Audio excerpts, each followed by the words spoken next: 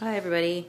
I'm just going to do a little video on how to construct a headboard. I'm in my new place and I've taken on two new projects. I'm going to refinish this sideboard that my TV is above. And I'm going to put some new hardware on it and kind of just make it my own. The second is I'm going to make a new headboard, which I absolutely love doing. I just love making your own pieces. You can make it totally to suit your own design, and especially if you have a small space. A headboard on the wall takes up absolutely no space. Anyway, with that being said, it's very, very simple. I'll take you through the steps quickly. Unfortunately, I'm impatient and I'm doing mine by myself tonight, or I could have somebody actually hold this so you could see. So, what you're going to need first is plywood. However, I have a queen size bed. Mine I made 5 by 3.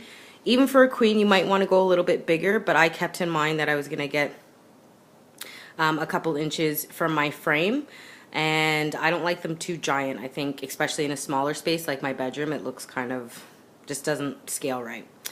So you're also seeing holes in my plywood, and that's because I'm going to actually tough it mine. Now, if you're doing like a pattern material, you absolutely don't need to frame it out and can just use your plywood, your foam, and apply your material over top of your batting. I've done many. I did one for my mom a couple years ago where this is the first one I'm actually doing framed out. I got the idea and I actually love it.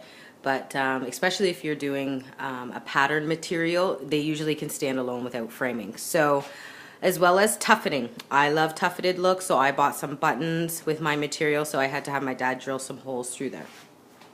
So next you're going to have to obviously have your material that you've chosen. And as you can see, I have laid out my buttons. I'm going to tough it those onto my headboard. So if you are toughening buttons, what you're also going to need is some upholstery needles.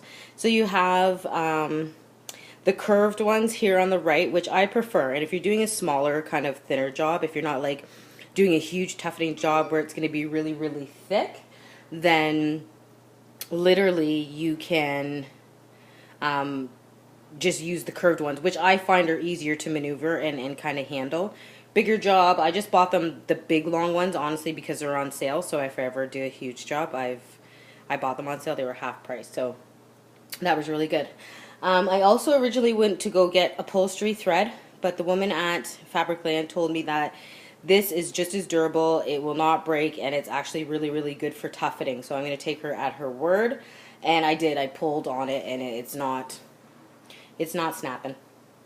Okay, so you have your upholstery needles, your upholstery thread, your actual material, fabric, your buttons if you're toughening.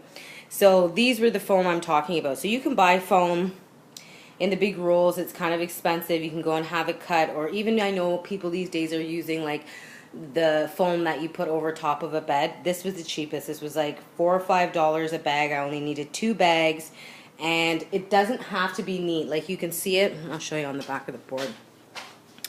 It looks quite messy. The job that I did, I don't know, this is kind of awkward, guys, sorry. You can see like where it's not joined up and stuff, but you're putting your batting over top of it, so it doesn't matter, right? And for me especially, because I was actually I needed my sides flush, it worked really, really well for me. So every other board I've done, so depending on what foam you do use, you would just wrap your foam right around, and then staple it on this side. Same with the batting, staple, then material is going to come around that and you're going to staple. So if you are doing toughening, make sure you leave enough inches, like I went 5 inches in, that you can get your material a safe amount over and still not cover up any of your drilled holes. Okay, so there's my frame, there's my plywood, I already done my foam. Okay, and now I've set up my batting right on my counter.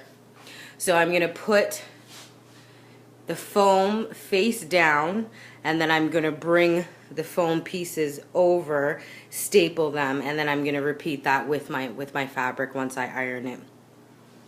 The only other tools that you'll need, like if you're doing toughening, obviously you're going to need measuring tape, pencil, and all that stuff, and a drill. But just for a straight headboard, all you're going to need is a staple gun, batting, foam, your plywood, and your material. Mastercraft, love that one. This one's more for like kind of smaller job, but really a staple gun is a staple gun. I have seen on some of the DIYs, people were doing it with glue. I just love staple guns. Because as well, if you're tougheting, when you're doing your button part, when you're bringing the thread back through the back, you want to reinforce it onto the wood, and it's just easy to do it with staples, so you can put multiple and you know that your buttons will be secure.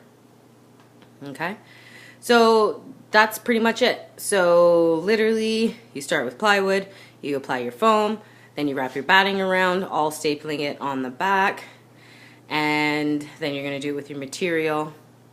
And then, anyway, I'll kind of show you stage by stage as I'm going, but like I said, it's hard to do this with one person. And that's about it. I guess you'll see as we start moving along. Okay.